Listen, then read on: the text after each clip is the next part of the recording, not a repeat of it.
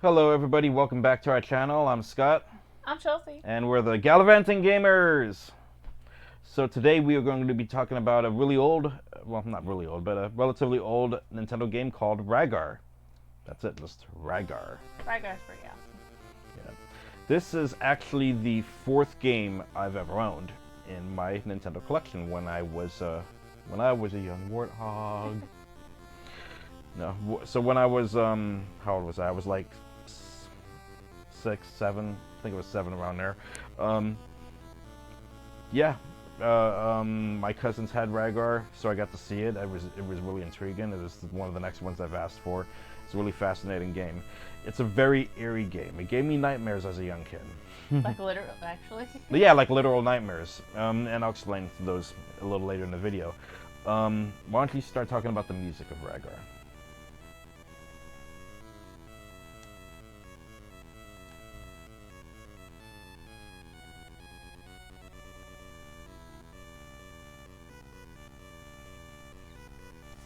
I don't know if we should leave this in. That was hilarious.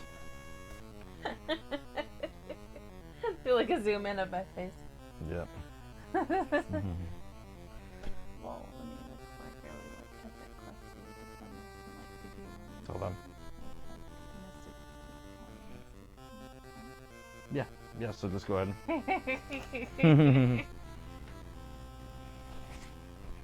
Alright, you're asking again, I guess. Yeah. So, one thing that makes this game relatively eerie that I think sticks with everybody is the music. And as you've experienced that game, what do you think of the music in Rygar? Well, yes, there's definitely some eerie parts, especially like when you go into the cave with like the creaky giant guy and stuff.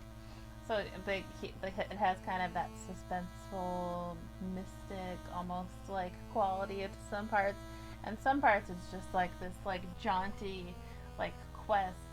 And I feel like the different kinds of music really play to the different scenes, and it really plays into this like kind of Kevin Sorbo Hercules, almost like Conan, like, oh, I'm on an epic quest adventure and I'm a muscular guy and I got this type of vibe. But there's also those parts where it's like, oh, something mysterious happening right now, or oh, this is kind of a sketchy, dangerous spot we're in, and I think that they do that really well. Absolutely. And piggybacking off of what you just said, I believe this game, much like the legendary Journeys of Hercules with Kevin Sorbo in it, Good is show. a great show. But both this game and that show do what I'm calling fake Greek. All right. There's It's a certain level of cheese. there's a certain level of cheese, but particularly in this game, everything looks like it's in pre-Mycenaean like era, like ancient old Greek myth. We're It's getting technical now. it looks like it's there's no one you talk to in this game really, other than the Titan giant, wise men that guide you through it, which are later revealed to be you talk to various type of those called the the gods of Endora is what they say. Spoiler alert. Yeah. So with that being said, you're meeting these alleged gods and titans. You're fighting multi-headed creatures like a two-headed turtle, a two-headed dragon, a chimera near the end. You're fighting. Let's see. You're climbing these mountains. You're going over this very rugged red clay-like terrain. There's a desert that you're kind of passing through. The levels are really pretty. I mean, I like the levels. There's lots of pillars in this game too, like as if it's trying to represent Greek ruins or something like that. And that's kind of the point I'm trying to make, is that this game seems like it's trying to emulate the idea of a Greek society, Greek mythos with Greek ruins and architecture, and everything's kind of like in that world, even though it has nothing to do with that. It's not like you fight Cerberus specifically or anything like that, but it has its own mythology, its own built-in mythology, its own villains with names that seem like they could have been borrowed from a Greek myth or something. And it really fascinates me. It's like it wants to be based off of Greek myth, but it's not talking about Greek myth. It just seems like fake, or Greek diet myth. It's kind of like they lifted it up a little. It's like generic ancient hero. Exactly, exactly. So, and that's where you get your epic music from. And I gotta say, the music's some of it's really well put together.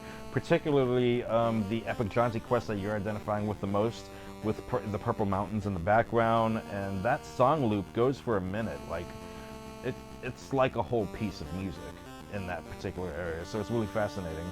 Well, you know that I love the cave theme. That sounds a lot like the Dr. Jekyll and Mr. Hyde. Oh yeah, exactly. So there's a couple cave themes. There's the one that she's talking about where you're talking to a wise man. That is literally almost the same song. Like, it's the same song as the opening of Dr. Jekyll and Mr. Hyde video game. Or I guess more accurately, Dr. Jekyll. But then there's another cave theme later on where it's like a red colored or reddish brown colored cave level that has its own little music that's a little bit more. It feels grungy to me, like a very grungy sound to it. But it works really well, and I love the way that song comes out.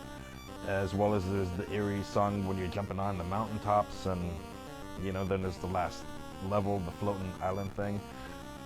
Yeah, music says a lot in this game. I think the music is what started my nightmares when I was so young. I used to have nightmares of bats flying out of the green cave that you meet the Titan in. It takes me to a place, a traumatic place. But I still love the game. Not it. Well, the game puts you down. Absolutely. Oh, well.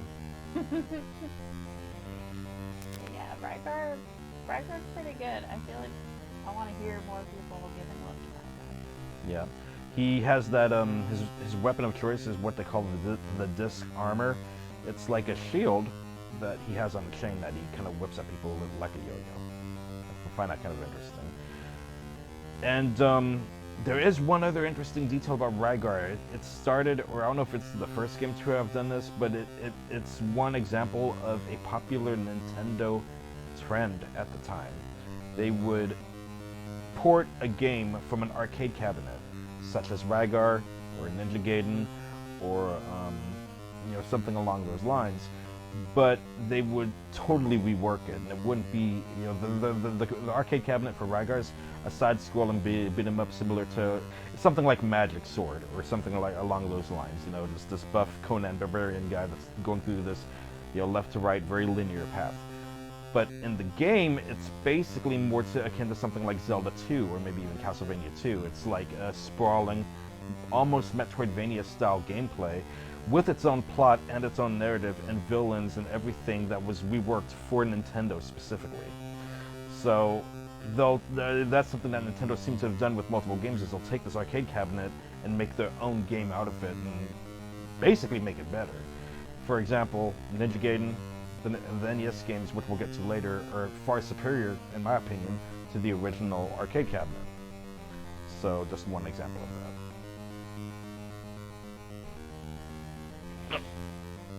But yeah, Rygar, check it out if you haven't. Be a hero.